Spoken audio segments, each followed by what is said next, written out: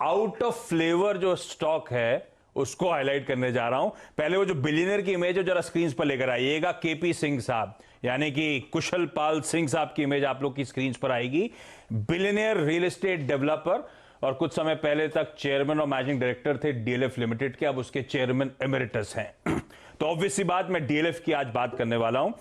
Promoters का healthy almost 75% का stake है डीएलएफ में और कई सारे रीजंस हैं जो आप अट्रैक्टिव हो चली है। आपने पिछले कुछ दिनों में कई सारी रिपोर्ट्स आती हुई देखी होंगी, कॉर्पोरेट अपडेट्स आते हुए देखे होंगे कि रियल एस्टेट कैसे स्मार्टली बाउंस बैक कर रहा है। क्यों बाउंस बैक कर रहा है? क्योंकि एक तो स्टैंप ड्यूटीज जो अलग अलग जगह रिड्यूस हुई, दूसरा जो बेनाइन इंटरेस्ट रेट्स हैं, जो खरीदना चाहते थे वो अपनी बाइंग परचेजिंग को जल्दी कर रहे हैं और वो आंकड़ों में सब जगह आपको नजर आएगा।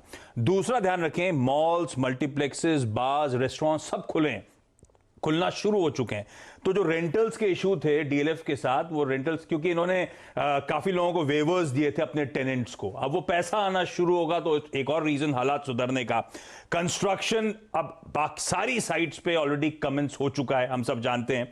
और ऑफिस सेगमेंट तो वैसे ही इस मैनेजमेंट के साथ जब बीच में इंटरव्यू करा था तब इन्होंने खुद ही कहा था कि 95% कलेक्शंस तो ऑलरेडी हमने कर लिए पैंडेमिक के समय में। तो ऑफिस सेगमेंट तो वैसे ही इस कंपनी के लिए अच्छा परफॉर्म कर रहा था। डीएलएफ को लेकर बीच में सबसे बड़ा इश्यू बना था बैलेंस शीट पे डेट को लेकर। उन्होंने प्रॉब्लम्स अरेस्ट कर ली। इस समय net debt to equity 0.1 time पे खड़ी है, तो नेग्लिजिबल डेट के साथ अब डीएलएफ इस समय आपको खड़ी हुई नजर आएगी। और एक और अच्छी बात, हम रियल एस्टेट में हालात सुधरने की बात कर रहे हैं, ये वो कंपनी है जिसकी अनसोल्ड इन्वेंट्री या ऑलमोस्ट फिनिश इन्वेंट्री जो है 8-9 हजार करोड़ रुपए की पड़ी है। तो हालात सुधरेंगे तो इवेंचुअली आपको बहुत जल्दी वो कन्वर्जन देखने को मिलेगा। डीएलएफ के लिए हमेशा एक बात मुझे सबसे ज्यादा अच्छी लगती है, कई बार हम कहते हैं जॉइंट डेवलपमेंट एग्रीमेंट्स वाली कंपनीज एसेट लाइट है, इनके पास ऑलरेडी एसेट्स हैं। और सबसे अच्छी बात कि 10,000 एकड़ से ज्यादा की जमीन, जिसमें गुरुग्राम में करीब 3,000 एकड़ और इनकी 2 मार्की प्लॉट्स हैं जिसके लिए कंपनी जानी जाती है।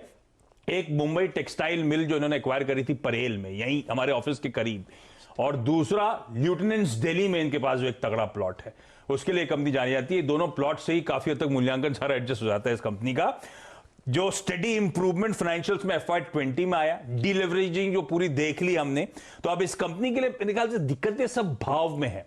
हालात सुधरना शुरू हुए तो बहुत सॉलिड री-रेटिंग का कैंडिडेट बन सकता है इवेंचुअली। काफी सालों से कमा के नहीं दिया है, ये फैक्ट है, लेकिन अब पेन खत्म हो चुका है भाव के लिहाज से। मुझे लगता है अब ये स्टॉक इवेंचुअली चलेगा, तो रेडार पे रखना चाहिए डीएलएफ जैसी कंपनी को। इस नोट पर